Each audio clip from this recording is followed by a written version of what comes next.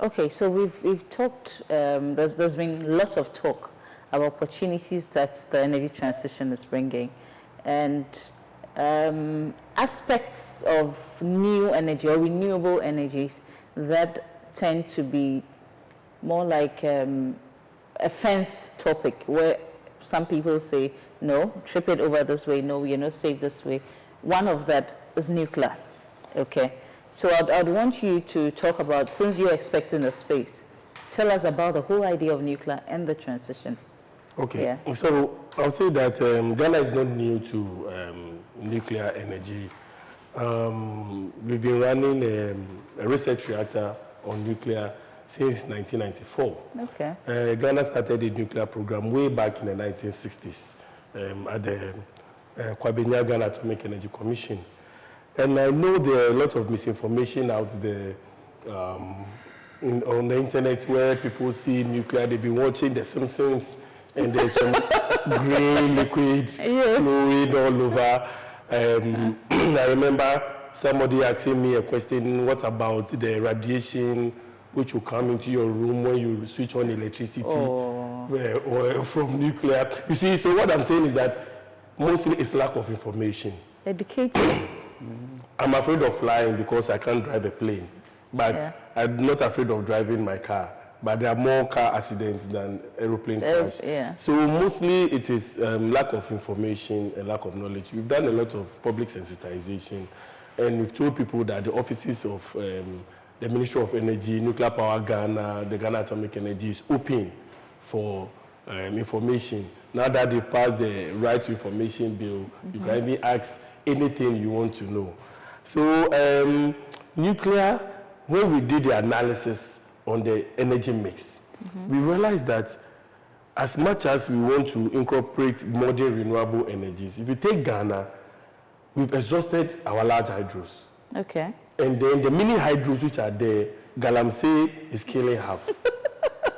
So the hydro assessment... That's very sad. Yes. So the hydro assessment that we have done, we really have to do it again. Now if you see Ankobra, it is like tea. Yeah. Like Milo. But it is one of no milk. Yes, Milo, pure Milo. One of the plants, one of the rivers that we wanted to, dam to get some significant amount of so we can no more use it for hydro. That's the point. We can, but then it may not give us the capacity that we envisage it should give us. Can you explain why? Due to the silting. You see, hydro, you need a head, and then the water falls by potential energy. But then if there's a lot of loose material, soil underneath, and which they do upstream, they put this chamfan in the water, so the water becomes so loose that if you build a dam, within a short time, the water will be full, and then you have to spill. Oh, it means what? The bed is loose. Yeah, the bed is loose, so there will be a lot of debris, and then it will raise. So you think your dam is full, but there's no water, actually. It's mud. It's mud. It's mud, so that is a similar thing which happened at the Bagri Dam. That is why they, in Burkina Faso, that is why they spill a lot. Because when they were building, we told that we advised that based on the Sahara Desert and the amount of dust, you have a lot of silt coming in. But they also feel we have to do our own energy security. Maybe we would have to strike a deal to say, okay, we are giving you 10% of Akusumbu or something. Yes, maybe we should have. Yeah, but they still feel that, no, they would have been better off. So we see that there's a lot of spilling. Now we are forced to build Palugu to make sure that we sustain, we prevent that disaster.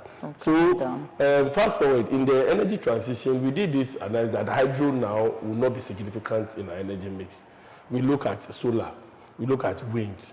And if we say we are supposed to use solar significantly, we have to use more like the whole size of 5 times the size of the Bui reservoir, the Bui reservoir surface area, before we can get a significant amount of solar. And even that one, it will not be available in the night. You have to put battery. No, but Bui has already set that up. No, we have the solar. Yes. But what I'm saying is that based on our energy transition period, and we want to do solar very, very significantly to become more like energy, clean energy, then we have to look at the 5 times the size of surface area or the Akosombo reservoir. Yeah, but why the capitalization on the options of renewables that are costly? Those are the do we not have other technologies that can be counted more basic for the everyday person to consider if you're going renewable? Yes, so we are looking at electricity. Well, examples of those would be which? That is the solar, the wind, the hydro. Those are the ones, and even the biomass. In terms of cost? No, in terms of which is the most practical in terms of cost? That's a big problem of Africa. Yes, so in terms of cost of the transition. In terms of cost, hydro would have been the cheapest. That is why I said we have no hydro again. So we look at hydro. We've exhausted our large hydros. We look at solar, and the cheapest way to do it is to make sure that we are not adding batteries, because but that will not be sustainable. So you have to add batteries. Now, when we model with batteries, you can't pay for it because batteries are very expensive. Is sustainability too expensive for Africa, Riverson? It can be expensive for anybody as far as your 3 A's, as I have defined it, are not fit. And solar, the cost factor of solar is the batteries. Yes. The panels are not. The panels are not expensive. No, because Africa is already looking for solutions to our energy poverty. Yes. Okay. So, in looking for solutions, we have to look at what is most accessible to us. You know, of course. What is easiest to go So for. that is why. And economically, So I think there are other instead issues. of bringing the batteries, I thought during the day you will just ship or you transmit the solar energy directly instead of storing them. And then, Yes. So you see, you have to have an equal capacity available to move in the night. So if you look at our hydro, if we say that we are damming all our hydros in addition to Akosombo, that it will reach 2,000 megawatts. Yeah. So if you add it to Akosombo, total hydro, we may not hit around 4,000 megawatts. Yeah. Now, if you put solar of about 10,000 megawatts there, and it is not in the grid in the night, your hydro may not even meet that demand. Yeah. So you get it. So the solar can produce energy to some level, but then you need to make sure that you have an equivalent base load. And demand for energy in Ghana is even higher in the evening. In the evening, yeah. So you need some base load. Yeah. So we looked at all this analysis and realized that you have to go nuclear. Is it possible in the next 10 years for Africa or even Ghana, to run on energy that is net zero? Yes. I know, in the next 10 years. In the next 10 years. For Ghana to go. Okay, let me rephrase that question. How long do we need to have a true net zero, a full transition? 40 years. 40 years? Yes. Is that an African conversation or a Ghanaian conversation? Africa says 30 by 2060. Ghana says by 2070. But Ghana keeps shifting. What's the reason? We are not shifting. 2070, we are there. 2070. So we are saying that if you go nuclear, though nuclear has a high upfront cost, it is there for the next 80 to 100 years. So the levelized cost, which is the cost of energy over the lifetime of the plant, is very cheap.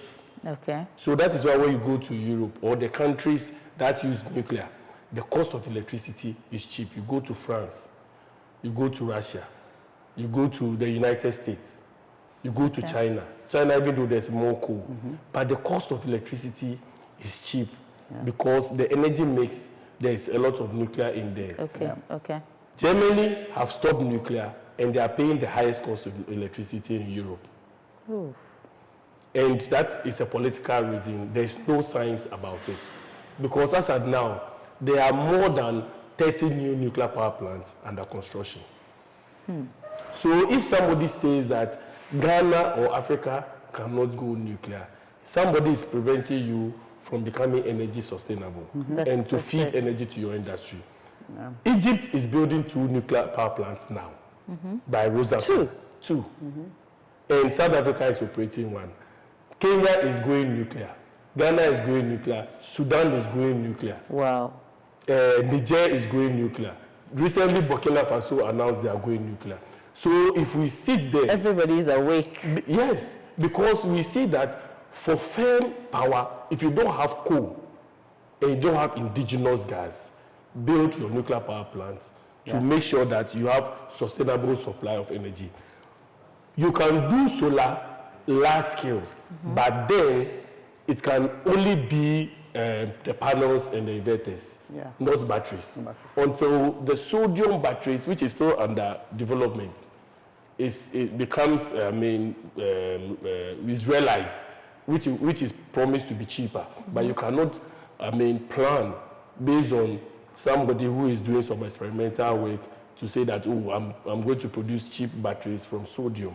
Okay. If those batteries come and they are cheap as they are supposed to be, then you can, the energy balance will change. Because when we were going nuclear, Einstein said that if you are able to harness energy from nuclear, energy will be so cheap that nobody has to pay for electricity. Wow. But still, we are all nuclear power countries are paying for electricity. We're still here. So, okay, assuming we achieve this goal, okay, then, Riverson, how do we still leverage on the, because Africa has been known to fight for the fact that we cannot shut down on the oil and gas corner. Hydrocarbon industry cannot go down because economically that sustains us. Okay, so maybe we are looking at more viable ways to explore and not have so much carbon dioxide out there. Okay, so we are controlling CO2. Now, we're going to have so much of our energy from nuclear to all the green options. We have our cars where most of the cars are now going to go, let's do EVs and then control emissions. Okay, so that industry also grows there. What are the opportunities that this oil and gas space still has? All right, you see, we live in a continent where decisions made for us are not made by us. And say again, you said decisions are made for us. Yes, and not by us. But not for us, okay. Not by us. Not by us, but okay. By somebody and for us. We are here and we understand that the cry of we will not stop producing, it's not the same cry everywhere. The way a Nigerian man will shout at you when you say stop producing crude oil, so it's not the same way a Kenyan man will shout at you because they don't have it. Okay. But now when you look at Africa holistically, then you need to average the level of cries. So you were here and you heard that Angola exited from OPEC, all because of cuts. OPEC want to cut the production of Angola. Angola say, hey, we rather even want to increase. And therefore so you see individual difference. So interest, individual interest. And what has happened is that their interests are at loggerheads. The same happened to Qatar. Qatar, the most powerful country in OPEC, also left many years ago.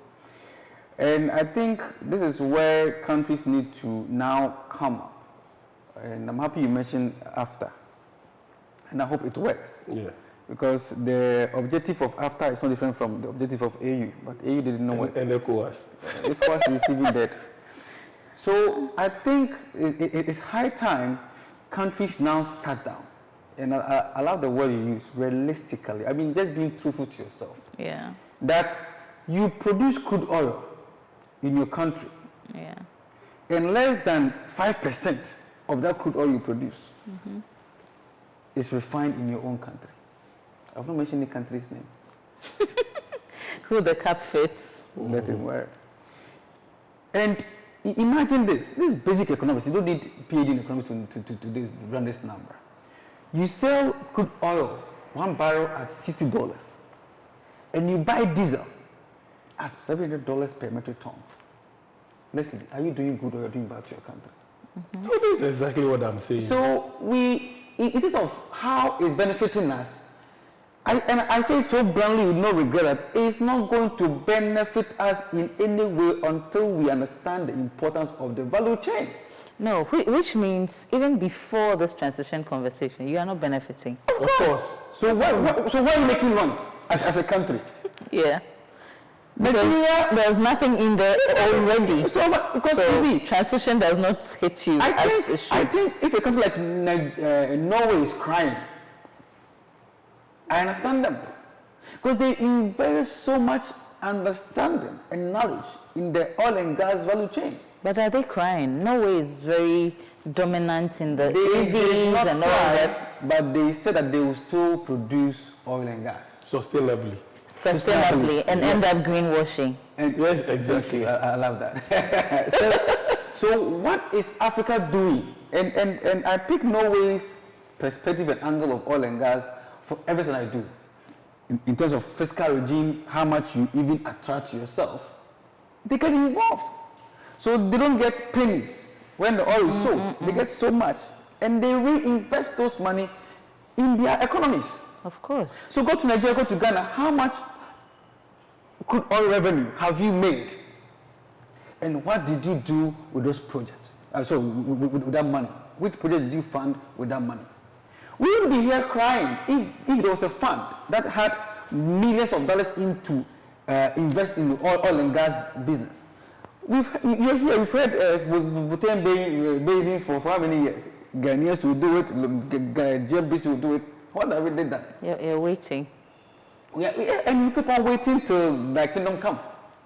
You know? So, yes, there is still value in oil and gas. There will still be value because you know why, Lesley? Let's be fair. The hydrocarbon industry or market still gives more than 70% in the global energy mix. Yeah. Coal, crude oil, gas is still contributing more than 70%. Did you add firewood? If you add firewood, it's more than 80%. Very much. What are you doing on the firewood? You're burning something. Yeah, I'm burning something. And that will tell you that you cannot bring this lower by 10% per annum. Because that's quantum of energy. So this percentage you're talking about is not a small percentage like Ghana. Global is huge. Amount of energy that you're talking about. Instead of BOEs, is huge. But you know, you made a very salient point here that yes, we are all crying about Ghana, Africa, all of global south, all the developing world, depending on oil and gas and whatnot. Upon all the screams, if you look at practically the numbers, we are not getting what we should be getting from it because the resource is right from here. Yeah. But we're not getting the value. So really, why are we screaming? Yeah, why are you screaming? So at least that's the case of Ghana. I mean, it could be that's the case of Ghana and other countries who are still new. But Nigeria has been able to have or build a resilient physical system. Nigeria has a new refinery now. Yes. Beautiful. That attracts so much. Ghana has a new refinery too. Yes, no. So what's going to happen to those conversations? Are we saying yes, they should run for 20 years and shut down, or in the next? What's the whole point? So I think that's what I'm going to. I'm driving the case that we are not going to shut down crude oil in the next 10 years, 20 years, or 30 years. You know what? The demand for energy year on year is increasing by 4% every year. Are we being hypocritical here? No, this is global. It's global. 4% every year. No, I mean hypocritical in the sense of the whole conversation because, I mean... Not necessarily. You see, what I said in the beginning, Lesley, is that there will be a shift, but not a swift shift. Yeah. It will happen. And I gave an instance where I said that those shifts happen naturally. So today, when they started, it was not net zero. It was energy transition. Today is net zero. Yeah, you have made some, you mitigate some. Today, CCUS has come into the picture, but before it was not. And Norway has it, And Doris said it right now that in the Middle East, they are implementing CCUS. And I saw it myself in Canada. They are producing materials from the carbon that they've actually absorbed. A new business.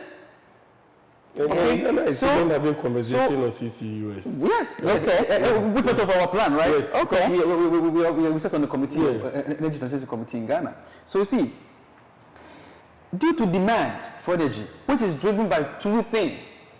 Let me give you these two things. The energy demand globally, and not only in Ghana, is driven by economy development, or affluency. When I was a kid, my dad had only one car. That car, we saw it only on Sundays. Okay. To church. In the morning, 6 o'clock, we wake up, we wash the car with all our heart. We drive it to church like prince and princess. We come back home and the car goes back to the garage. We see it only on Sundays. Don't ask me how many cars I alone have today. Yeah. I have the means to buy it. I have the means to actually drive it and buy the fuel. My dad didn't have it. He had to pay school fees. Yeah. 7 children. You understand? The second one is growth of population. By 2050, we should have 2.5 million people, a billion people extra than we have today. What energy are they going to dwell on? So I see this. Well, it is going to, renewables are going to set in, nuclear is going to come in, the hydrocarbons family is also going to play their big role until it's overtaken. And it will happen naturally. Nobody can force it. We can't force it. Nobody. But locally, we have renewable energy policies that have already rolled out, right? Yes, according to the renewable energy policy, by 2030, our renewable energy percentage will be 30%.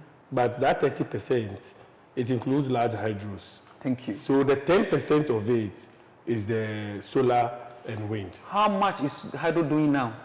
The hydro is doing about 34%. So having to achieve that. Now, you see, this is a question I ask myself. Gas to power. Gas is the transition fuel. Gas to power is doing 55%. Yeah. Frankly, gas was not before. Gas, you see, thank you. So every you see, why did Nigeria flare gas for more than 50 years? Have you asked yourself, you see, go back to history. Many years ago, if any IOC or EMP company discovered gas field, they abandoned it. They abandoned the field, yeah. They're looking for crude oil, but now they're looking for gas. Energy accessibility in Africa is less than 50%. Yeah. Oh, yes. Are those no more critical conversations we need to These are more critical conversations because even the light that we have is just for our homes, not for industrialization. And Doris said, maybe the statement there, I wish I could banter it, that products that go to Europe, they're going to check the source of energy used. Which products from Africa goes to Europe? We import everything. Well, some do. We do have some kind of product. Name them. We do. Please name them. For example. Name them. For example, maybe... We export raw materials. For example, cocoa. Is it? We dry cocoa. Yes. My son. And they want to know how sustainable people are using all kinds of machines to dry cocoa. No, don't worry. See, they can never say they don't need that cocoa. No, they'll need it. They'll buy it, but at a price based on the fact that this is the reason why I said that we live in a country where decisions are made for us by other people. You sell a product, which you don't have any say in the pricing mechanism. Crude oil, for example. Are you part of the decision makers of OPEC that tell you how much crude oil? No. Are you also part of the team that agrees how much the diesel price should be? No. They buy your crude oil cheaper. They sell the gas. They sell the diesel and and tell you how to sell it. Africa is fatigued. What are you talking about? Anyway, so in this transition, is there a conscious or intentional effort to make it inclusive, where nobody is left behind? I wish it was so. At COP, it was clear. At the African Climate Summit in Kenya, this is a question that someone asked. They promised us huge amount of money, which we could use to support the transition process. Has Ghana received even $1 before? That's not only Ghana. Okay, no, I'm a Ghanaian. I'm being selfish here. But they accepted to. Oh, they always accept. Yes, no, but there were commitments. Yeah, and it's a process. There's a commitment on, especially during this dam spillage, which happened. Yeah. I mean, it is related to the effect of climate change. So, that's we hope that funding happens. But you see, in terms of our energy transition, that is why we didn't rely, on donor fund, a lot of donor dependent on the cash inflow on grants, significantly. Else, if we did, we would say, by 2040, we would have transitioned, and it would have never happened. We are doing realistic energy transition. So it's in the all-inclusive part. We also have to find a mechanism to make sure that those who will be affected in terms of the energy transition, for example, charcoal producers. Good. We are saying that, okay, stop producing charcoal. What is the way forward? According to the energy transition, we do sustainable charcoal production. Good. Because some of us still like our tilapia with charcoal grilled. But then you don't go into the new forest. You have a wood lot, like as we had like Achimota. So you cut, you produce charcoal, you are planting. No, but now the sustainable options even are going without hitting our trees down. Like the pruning? No, now there are other options where they are using sources of sawdust. Yes, they are using coconuts, so maybe we should invest there. We should promote the Akona or consider those more. Recently, I spoke to some people on biochar, where they use fecal waste to produce charcoal. Yeah, there are lots of innovations as far as charcoal production is concerned. So if those charcoal producers who are using traditional firewood and you want to introduce transition to the new sources, not every new area, mostly the charcoal producing areas don't have sawmills. You understand? And those places who have sawmills are not major charcoal producing areas. Oh, but it's about being intentional about the whole process. Exactly. If it's a part of our transition, then yes, we would. Yes. Exactly. So the coastal line has too much of this coconut husk and charcoal. So we want to do it. Take the livelihood of those who are maybe in the hinterland or inland and who produce charcoal, and we say, don't stop producing charcoal. You have to get them a replacement activity. For me, a very important part of the transition, which you have to look at being on the committee and all that, I think, is to localize the conversation, bring it down, because the conversation still sits at the top, okay? So the everyday person on the street still hears it as English.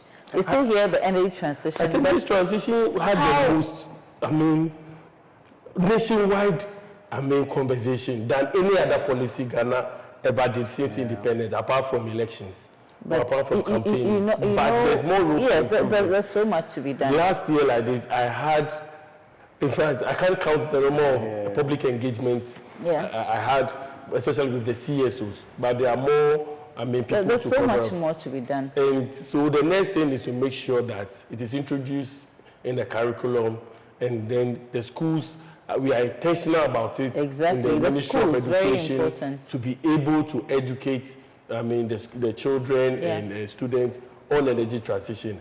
If the universities will also have to take it up to make sure that they introduce it somehow, somewhere as maybe a base program. Whole sustainability conversation, I think, can, like the Bible says, it's train up the child.